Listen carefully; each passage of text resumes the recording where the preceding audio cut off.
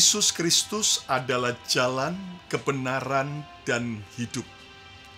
Yesus adalah terang dunia. Yesus adalah gembala yang baik. Percayalah Yesus, maka kamu akan beroleh selamat. Alkitab dengan jelas mengatakan, sebab jika kamu mengaku dengan mulutmu bahwa Yesus adalah Tuhan, dan percaya dalam hatimu bahwa Allah telah membangkitkan Dia dari antara orang mati, maka kamu akan diselamatkan. Hanya Yesus jalan keselamatan. Tentunya Yesus yang dimaksud di sini adalah Yesus Kristus, Sang Penebus kita. Dan hari ini siapapun kita yang menyaksikan program ini, bukalah hati, terimalah Yesus sebagai Tuhan dan Juru Selamat. Dan bagi Anda yang sudah percaya Yesus, teruslah cinta Tuhan dan juga teruslah mengasihi Yesus. Senangkan hati Yesus, karena Dia segala-galanya bagi hidup kita.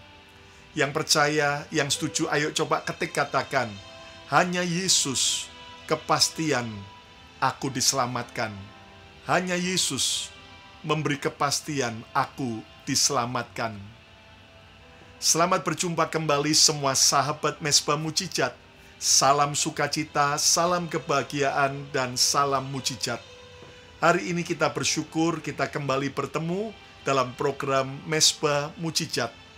Dan sebelum kita belajar firman Tuhan yang akan disampaikan oleh Pastor Shirley Kusuma, istri saya tercinta, mari kita akan lebih dulu memuji dan menyembah Tuhan bersama dengan BMC Worship. Mari naikkan pujian penyembahan kita.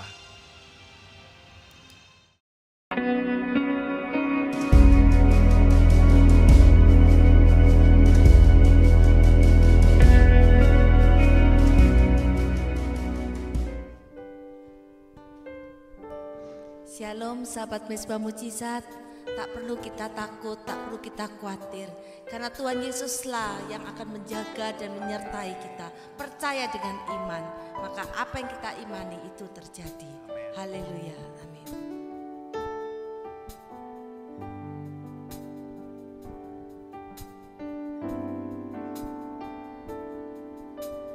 Tak usah ku takut, menjagaku. Tak usah ku bimbang, Yesus peliharaku. Tak usah ku susah, Rohku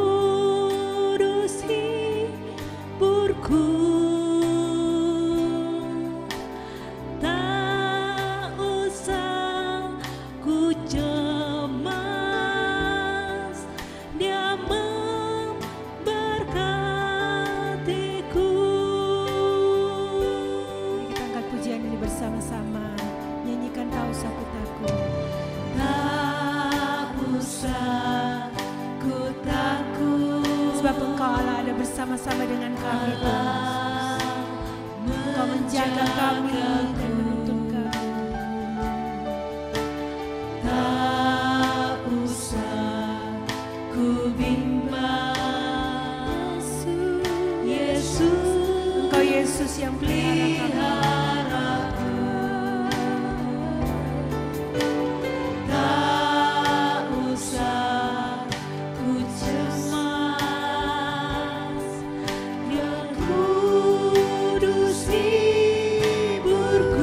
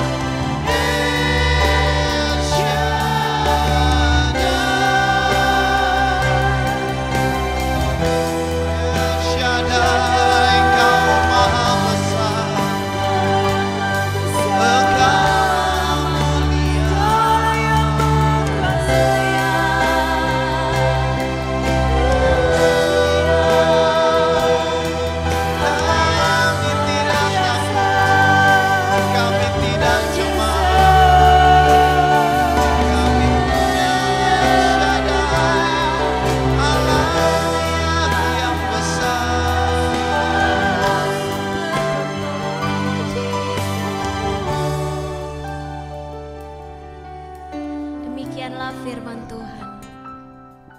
Mengapa aku takut pada hari-hari celaka, pada waktu aku dikepung oleh kejahatan pengejar-pengejarku? Mereka yang percaya akan harta bendanya dan memegahkan diri dengan banyaknya kekayaan mereka. Tidak seorang pun dapat membebaskan dirinya atau memberikan tebusan kepada Allah ganti nyawanya, karena terlalu mahal harga pembebasan nyawanya dan tidak memadai untuk selama-lamanya, supaya ia tetap hidup untuk seterusnya dan tidak melihat lubang kubur. Sungguh akan dilihatnya orang-orang yang mempunyai hikmat mati. Orang-orang bodoh dan dungu pun binasa bersama-sama dan meninggalkan harta benda mereka untuk orang lain. Kubur mereka ialah rumah mereka untuk selama-lamanya. Tempat kediaman mereka turun-temurun. Mereka menganggap ladang-ladang milik mereka. Tetapi dengan segala kegemilangannya, manusia tidak dapat bertahan. Ia boleh disamakan dengan hewan yang dibinasakan. Inilah jalannya orang-orang yang percaya kepada dirinya sendiri. Ajal orang-orang yang gemar akan perkataannya sendiri. Haleluya. Amin. Hanya nama-Mu Tuhan yang berkuasa, Tuhan, dalam hidup setiap kami.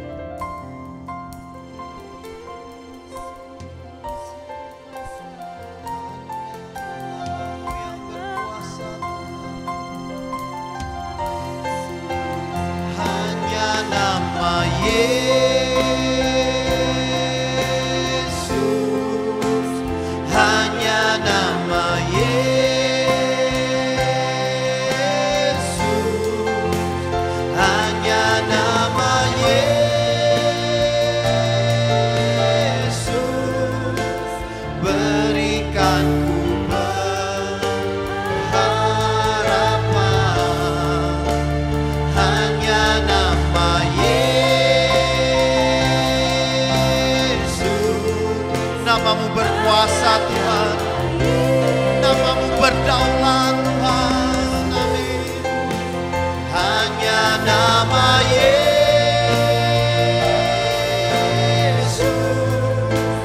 berikan ku kepastian. Sekali lagi katakan hanya nama Yesus, panggil namanya.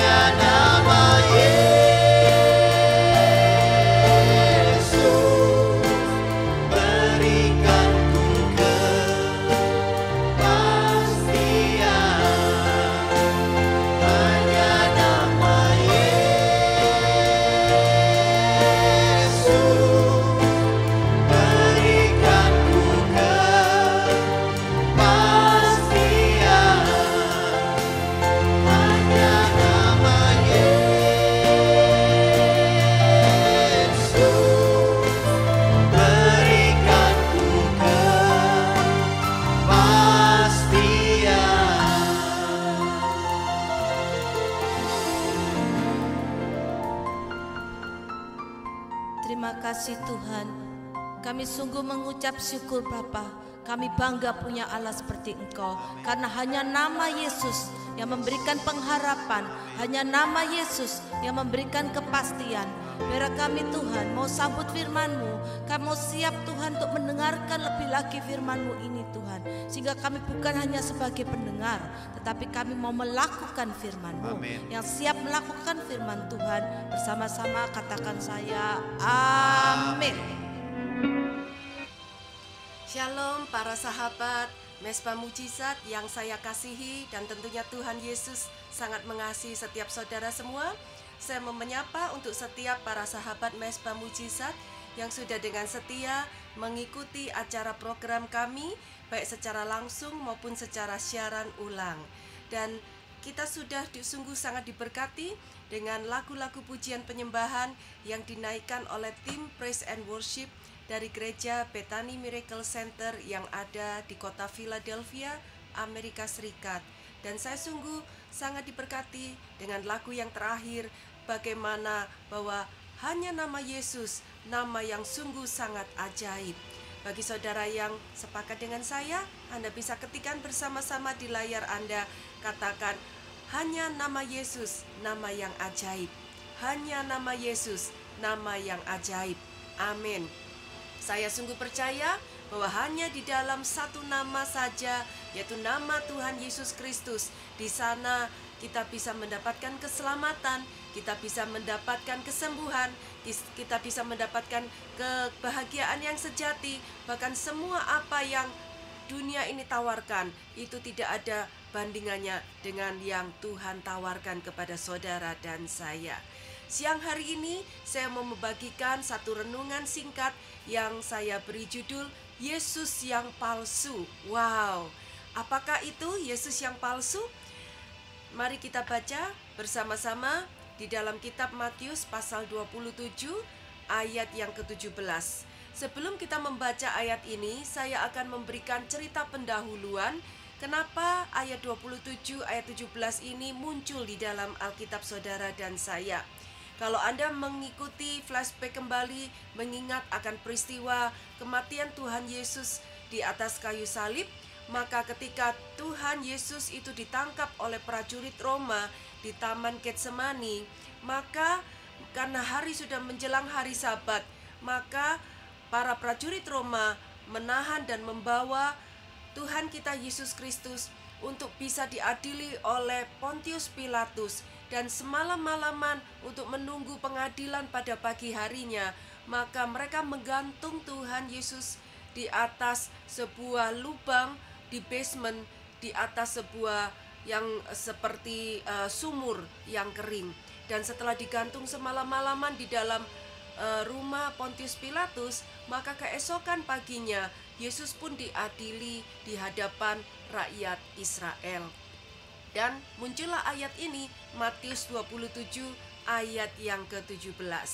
Mari simak bersama-sama apa yang dikatakan oleh Alkitab mengenai peristiwa kematian Tuhan Yesus. Karena mereka sudah berkumpul di sana, karena rakyat bangsa Israel sudah berkumpul di depan halaman rumah Pontius Pilatus, Pilatus berkata kepada mereka, Pilatus bertanya kepada bangsa Israel, siapa yang kamu kehendaki kubebaskan hari ini bagimu? Yesus Barabas atau Yesus yang disebut Kristus? Sekali lagi Pilatus saat itu menawarkan dua pilihan orang untuk dibebaskan. Pada hari itu hanya satu orang dari antara dua pilihan. Yesus Barabas, yaitu yang Yesus dikenal sebagai penjahat yang sangat berbahaya sekali. Yesus anak dari Barabas, ataukah mereka mau membebaskan Yesus yang disebut dengan Kristus, yaitu juru selamat manusia? Saya mau Anda menyimak baik-baik. Benar nama yang ditawarkan dari kedua pria itu untuk dibebaskan sama-sama Yesus, ya kan? Tetapi nama keluarga atau nama belakangnya itu sungguh berbeda. Orang yang pertama yang ditawarkan, penjahat yang sudah berkali-kali merampok, membunuh, masuk keluar penjara mungkin. Yesus, last name-nya Barabas atau Yesus anak dari Barabas, Ataukah mereka mau membebaskan Yesus yang disebut dengan Kristus, yaitu juru selamat manusia? Bagi orang Indonesia, mungkin nama belakang atau family name, nama family, nama keluarga tidak menjadi begitu sesuatu yang penting. Memang saya tahu bagi beberapa suku di Indonesia, nama fam belakang begitu sangat penting, ya kan? Dan Anda harus tahu bahwa satu kelebihan orang Indonesia itu terkenal sangat-sangat kreatif. Percaya enggak? Saya pernah menjumpai satu keluarga, satu ayah, satu ibu, dan mereka punya 3 orang anak. Tapi yang ajaib adalah nama belakang dari setiap masing-masing anak itu berbeda-beda dengan nama belakang ayah dan nama belakang ibunya. Tidak ada yang sama satu rumah. Saya pakai gambaran ilustrasi ya. Anak pertama diberi nama Susi Roswita, ya kan, last name-nya Roswita. Padahal dari bapak dan ibu yang mungkin last name-nya Santoso. Anak kedua mereka beri nama Joko Sudarso, ya kan, last name-nya Sudarso, berbeda dengan bapak dan ibunya yang Santoso. Anak ketiga diberi nama Michael Supriyadi, ya kan, itu berasal dari satu bapak dan satu ibu. Ini menunjukkan betapa sangat kreatifnya orang Indonesia, saudara-saudara. Bahkan saya menjumpai di negara ini ada yang memberi last name kepada anaknya mengambil dari nama rumah sakit di mana anak itu dilahirkan di negara ini. Ada seorang jemaat kami yang diberi nama Haneman, last name-nya Andi Haneman. Kenapa saudara-saudara? Karena anak ini lahir di rumah sakit yang bernama Rumah Sakit Haneman. Wow, seakan-akan kayak anaknya orang bule, betul. Padahal nama bapak dan ibunya bukan memiliki last name Haneman. Dan ada lagi anak yang dilahirkan di Rumah Sakit Jefferson. Maka orang tuanya dengan kreatif memberikan last name Jefferson itu kepada nama anaknya, Budi Jefferson, ya kan. Padahal nama bapak dan ibunya last name-nya bukan Jefferson. Iya. Tetapi di negara ini, terutama di Amerika, last name itu sangat-sangat penting dan sangat-sangat berarti, ya kan. Jadi kalau ada orang Indonesia yang baru datang ke negara ini, yang biasanya hanya ada juga orang Indonesia yang cuman punya satu nama saja, betul kan? Cuman Budi atau Rudi, ya kan. Last name-nya siapa? Nggak ada, ya kan. Cuman Budi, ya Budi aja gitu kan. Maka petugas Amerika akan menambahkan, petugas imigrasi akan menambahkan, oh tidak boleh kamu punya satu nama saja. Jadi di slip kedatangannya ditambahkan FNU, FNU, yang singkatannya adalah first name unknown. Maka nama Budi atau Rudi yang tadinya nama depan itu beralih dijadikan nama belakang, nama keluarga, dan nama depannya diganti dengan FNU, yaitu first name unknown, ya kan. Jadi bagi orang Amerika, setahu saya nama belakang atau nama keluarga itu menjadi satu hal yang sangat penting untuk mengetahui dari keluarga manakah Anda berasal, ya kan. Kembali kepada ayat itu, Matius 27. Hari itu di kota Yerusalem, Pontius Pilatus memperhadapkan 2 pilihan kepada rakyat banyak Israel yang berkumpul di lapangan besar di depan istana Pilatus. Ada 2 tahanan pria, sekali lagi namanya sama-sama Yesus, tetapi yang pertama penjahat itu Yesus, last name-nya adalah Barabas atau Yesus anak dari Barabas. Dan tahanan yang kedua yang mereka boleh pilih untuk dibebaskan pada hari itu adalah Yesus yang disebut dengan Kristus atau Yesus juru selamat umat manusia. Dan Anda sudah tahu akhir ceritanya bahwa orang-orang Yahudi pada zaman itu sangat dipenuhi dengan kebencian kepada Yesus. Mereka tidak suka akan pengajaran Yesus. Mereka tidak suka akan setiap mujizat yang diperbuat oleh Yesus. Mereka menganggap Yesus tidak menghormati agama tradisi Yahudi. Maka secara kompak, secara mayoritas suara besar, rakyat Israel pada hari itu memberikan pilihan yang salah. Mereka memilih Yesus Barabas, penjahat kelas kakap, penjahat yang sadis itu, untuk dilepaskan kembali ke dalam kalangan tengah-tengah masyarakat. Wow, Anda bisa membayangkan bagaimana takutnya kita sebagai masyarakat kalau tiba-tiba ada penjahat yang terkenal sadis, penjahat yang tidak pernah bertobat, bahkan penjahat yang akan terus melampiaskan kemarahannya, melampiaskan kriminalitasnya, merampok, membunuh, memukul, bahkan melakukan hal-hal yang sadis dan kejam untuk dilepaskan berkeliaran di tengah-tengah masyarakat. Tetapi itulah pilihan yang diperbuat oleh bangsa Israel pada hari itu. Satu hal yang kita mau belajar hari ini bukan mengenai pilihan yang diperbuat oleh bangsa Israel, tetapi ada beberapa pelajaran menarik dan penting di dalam pengertian ayat yang baru kita baca. Yang pertama pelajarannya adalah janganlah kita mudah terkecoh dengan nama seseorang. Mari Anda bisa ketikkan bersama-sama, janganlah mudah terkecoh dengan nama seseorang. Perhatikan baik-baik, saya menghimbau kepada setiap saudara supaya kita semua untuk tidak mudah terkecoh dengan nama seseorang. Di sini sekali lagi ada 2 orang tahanan yang diperhadapkan kepada massa orang banyak Israel untuk dipilih dan dibebaskan kembali ke dalam masyarakat. Sama-sama 2 pria yang memiliki nama depan Yesus. Namun 2 orang yang bernama depan yang sama ini memiliki nama belakang atau nama keluarga yang berbeda sama sekali, seperti bumi dan langit. Ya kan, kita bisa mengetahui nama belakang keluarganya itu merupakan perwakilan dari siapakah diri kita pada hari ini. Yang satu bernama Yesus dan nama belakangnya Barabas, yang adalah seorang kriminal, seorang penjahat kelas berat, seorang pembunuh yang amat sangat sadis, seorang perampok dan memiliki rekor kejahatan yang sangat-sangat panjang sekali. Yesus Barabas adalah seorang musuh Tuhan, namun yang diingini oleh sebagian besar massa untuk dibebaskan. Yesus Barabas ini adalah contoh Yesus yang palsu zaman sekarang, saudara-saudara. Saya ulangi sekali lagi, Yesus Barabas ini adalah contoh Yesus yang palsu yang dipilih kebanyakan orang pada zaman sekarang ini.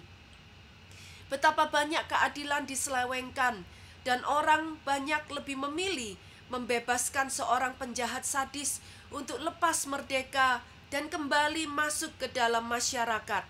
Dan mereka memilih untuk memenjarakan, bahkan menghukum mati orang yang tidak bersalah, seperti Yesus yang bernama belakang Kristus itu, yang artinya juru selamat, penyelamat manusia. Bukankah hal ini semakin banyak dilakukan di pengadilan-pengadilan manusia? Mereka bisa menyulap, mereka bisa membalikkan kebenaran menjadi sebuah kesalahan. Sebuah kesalahan menjadi suatu kebenaran yang semu, hanya karena UUD ujung-ujungnya duit, saudara-saudara. Mereka lebih memilih mencebloskan seorang yang tidak bersalah ke dalam tahanan daripada memenjarakan orang yang bersalah hanya karena reputasi, hanya karena gengsi, hanya karena masalah uang dan harta dan kedudukan, saudara-saudara. Ada begitu banyak orang hari-hari ini memilih untuk membebaskan, untuk berpihak kepada Yesus yang palsu. Jadi sekali lagi, nama belakang seseorang sangat penting untuk diperhatikan. Karena itu saya percaya membawa nilai sebuah keturunan dari keluarga mana ia berasal. Dan hari ini mari kita belajar jangan sampai kita salah memilih pilihan yang salah seperti yang dilakukan oleh bangsa Israel 2000 tahun yang lalu. Karena sampai hari ini mereka terus menanggung konsekuensinya karena lebih memilih Yesus Barabas dan lebih memilih untuk membunuh Yesus yang disebut Kristus, yaitu juru selamat semua umat manusia. Sekali lagi, jangan mudah terkecoh dengan tawaran Yesus palsu zaman now, yang di depannya kelihatannya bagus, yang di depannya kelihatannya enak, yang di depannya kelihatannya megah, yang di depannya kelihatannya manis dan menarik hati, namun ujung di belakangnya berujung kepada dosa, berujung kepada kebinasaan, berujung kepada rasa malu yang luar biasa. Yang setuju sama-sama katakan amin. Pelajaran yang kedua yang kita pelajari dari ayat ini adalah kedua pria ini mewakili 2 kuasa dan 2 kerajaan yang berbeda. Sekali lagi saya ulangi, kedua pria ini mewakili dari dua kuasa dan dua kerajaan yang berbeda. Anda bisa ketikkan di screen saudara supaya saudara bisa terus mengingat pelajaran hari ini. Kedua pria ini mewakili dua kuasa dan dua kerajaan yang berbeda. Apa artinya? Yesus Barabas, saya percaya itu mewakili kerajaan dunia yang telah dikuasai oleh kegelapan. Dan kerajaan kegelapan ini hanyalah bertujuan untuk merampas, mencuri, dan merampok setiap manusia dari jiwa mereka. Merampas setiap kebahagiaan, merampas setiap kesejahteraan, merampas setiap keselamatan jiwa kita dan perhatian kita. Kerajaan kegelapan ini hanya punya satu tujuan saja, yaitu untuk mengambil dan merampok apa yang dimiliki oleh manusia, apa yang sudah diberikan oleh Tuhan kepada hidup kita. Sedangkan Yesus Kristus mewakili kerajaan sorga, dan ia datang untuk memberi dan berkorban bagi hidupmu dan hidupku, untuk menebus dosamu dan dosaku, untuk memberikan hidup yang kekal, memberikan terang yang ajaib, memberikan pertolongan, memberikan kehidupan, memberikan penebusan nyawa bagi manusia yang percaya kepadanya. Pelajaran yang ketiga dari ayat ini adalah kedua pria ini berdiri bersama-sama berdampingan. Perhatikan dengan kata-kata berdampingan di hadapan orang banyak. Mari Anda bisa ketikkan di layar Anda, kedua pria ini sama-sama berdiri berdampingan di hadapan orang banyak. Dan kedua pria ini menunggu pilihan dari setiap manusia yang berdiri di hadapan mereka.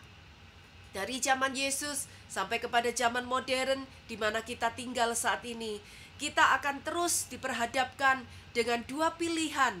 Apakah kita mau memilih dan mengikut Yesus yang disebut Barabas, ataukah kita mau memilih dan mengikut Yesus yang disebut Kristus, yaitu juru selamat umat manusia.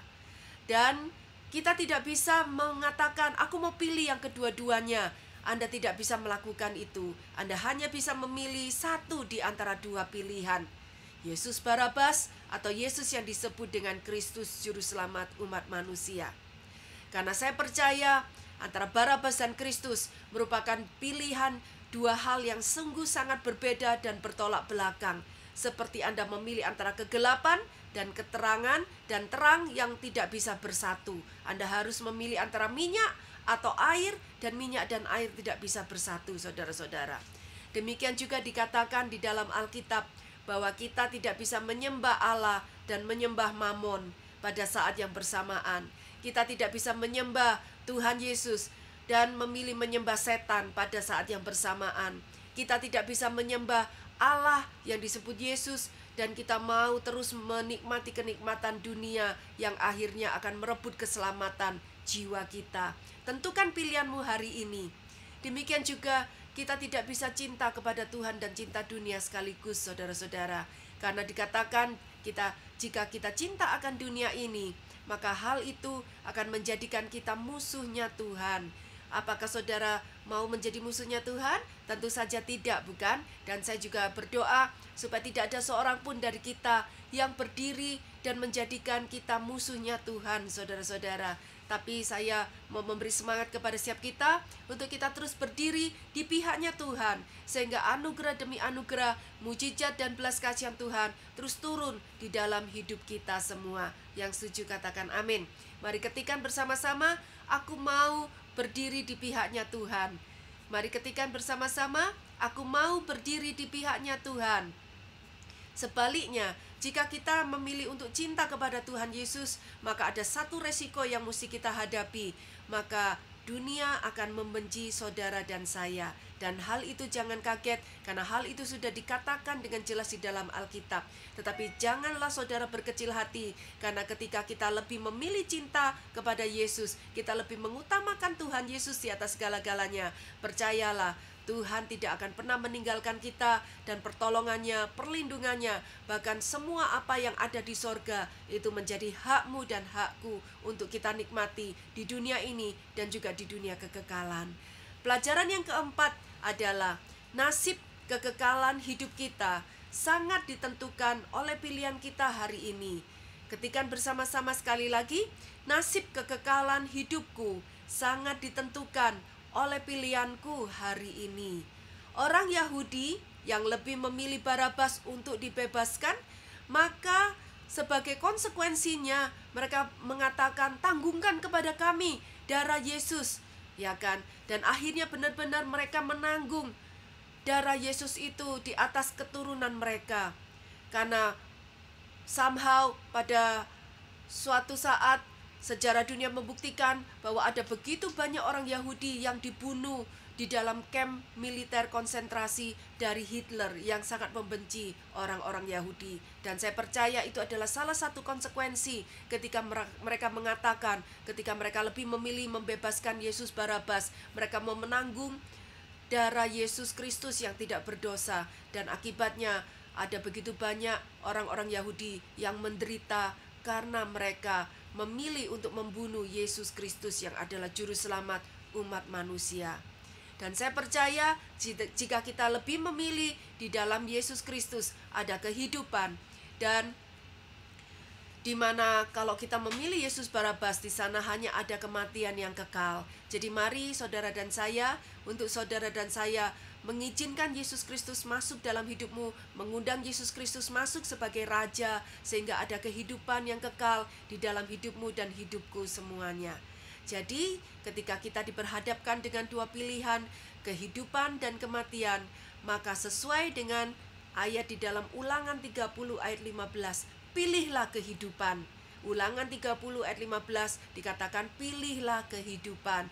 Mari semua yang sepakat, sama-sama Anda bisa mengetikkan di dalam screen saudara, pilihlah kehidupan, atau saya mau pilih kehidupan, saya mau pilih kehidupan. Yang sepakat sama-sama katakan amin. Mari saya undang kita semua datang kepada Tuhan dengan suatu sikap hati yang berdoa dan menyembah hanya kepada Dia saja. Mari Anda bisa menutupkan mata saudara supaya Anda bisa fokus. Tirukan doa ini bersama-sama. Bapa, di dalam nama Tuhan Yesus, saat ini kami semua datang menghadap wajah dan tahta-Mu dengan suatu tekad bulat di hati untuk selamanya kami hanya mau mengikut dan hanya mau menyembah serta hanya mau melayani Tuhan Yesus Kristus saja, dan bukan yang lainnya yang dunia sedang tawarkan kepada kami. Kami mau hanya menyembah Yesus dan bukan Mamon. Kami hanya mau menyembah Yesus dan bukan kuasa kegelapan dunia ini. Kami hanya mau menyembah Yesus, bukan Barabas. Kami hanya mau memilih jalan kehidupan yang kekal dan bukan kematian kekal di dalam neraka. Roh Kudus, tolong kami semua untuk selalu bisa mengambil keputusan yang benar setiap hari sampai akhir hidup kami, untuk kami terus mengikuti Yesus, melayani Yesus, menyembah Yesus sampai kepada akhir hidup kami. Di dalam nama Tuhan Yesus Kristus, kami sudah berdoa. Yang sepakat sama-sama katakan, amin. Sampai berjumpa di lain kesempatan, dan saya sungguh percaya bahwa renungan ini akan membawa suatu terobosan besar di dalam hidup kita semua. Bagi Anda yang sudah diberkati dengan acara program kami, Anda bisa memberikan like, Anda bisa memberikan komen-komen yang positif, Anda bisa share kepada teman-teman Anda yang Anda tahu membutuhkan kesegaran rohani, dan Anda bisa subscribe, mengikuti dengan YouTube channel BMC Bethany Miracle Center setiap hari jam 7 waktu Indonesia atau jam 7 pagi waktu New York, Amerika Serikat. Tuhan memberkati, sampai berjumpa kembali di lain kesempatan.